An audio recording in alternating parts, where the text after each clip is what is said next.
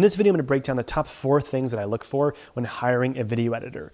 And this is coming from somebody who's hired over 25 video editors over the past couple of years, including 8 full-time video editors working on my staff.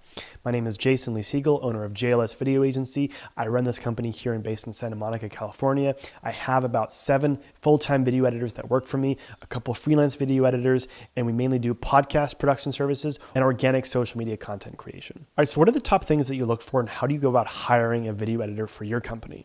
It's really easy to get caught up in their resume, in their past work examples, in having a good interview with them.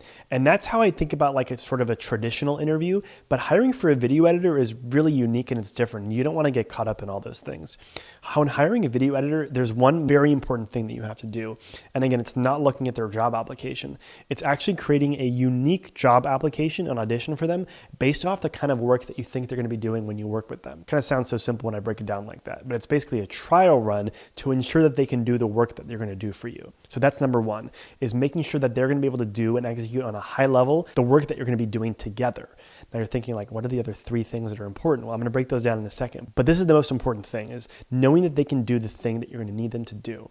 And so I put together usually a job application based off the kind of work I see them needing to do, and I send them over the raw footage. Sometimes I might throw in a couple mistakes into that raw footage on purpose. I might cut to black, see if they notice it, see if they ask me about it. Or for example, make the color correction on purpose really bad and just kind of see how they handle it, see how they react to it. Or don't give them all the context, don't give them all the information, and just see what kind of questions they ask. Then they give you the first cut back and you give them the notes. And that's the second most important thing, is how do they take notes? How do they take constructive criticism and feedback?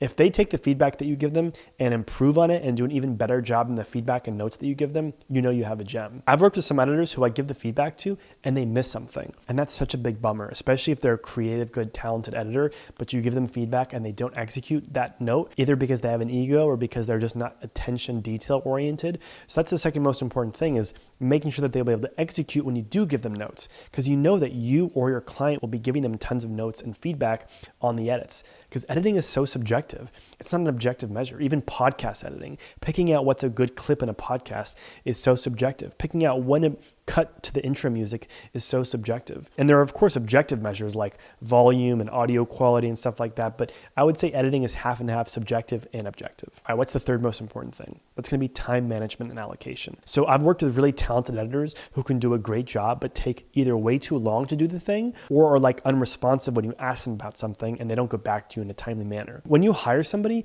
it's really important that they get back to you really quickly and that they can do and perform at a high level. And so one of the things that I ask them to do is track the hours that they spend working on that particular project.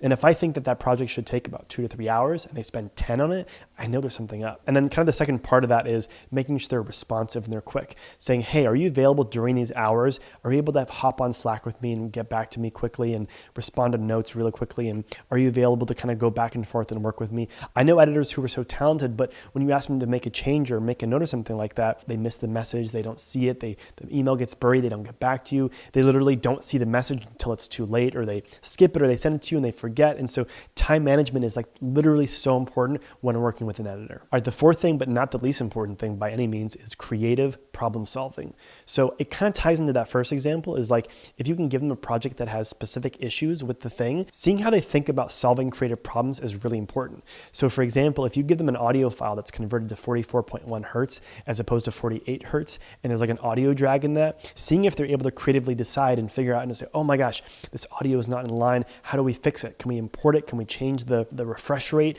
And of course, part of this is having a lot of technical knowledge, but also it's kind of creative problem solving. So do they stretch the clip? How do they fix the thing? And oftentimes in that first round of testing, I won't even tell them that there's something wrong with it. I'll just see how they respond to it. Are they going to say, oh, there's something wrong with the audio, I couldn't fix it? Or are you going to say, hey, there's something wrong with the audio, I was actually able to fix it, and here's what I did. So that's the fourth thing, is being able to solve creative problems, because as an editor, that's really what you have to do all day. You're not just cutting and splicing. You don't want somebody who can just take directions. You want somebody who's an innovator, somebody who can think for themselves and actually solve issues when they come up. All right, so if you like this video, if you want to see more tips and tricks about video production, growing your video business, check out the other content on my page. Don't forget to like this video and subscribe for more.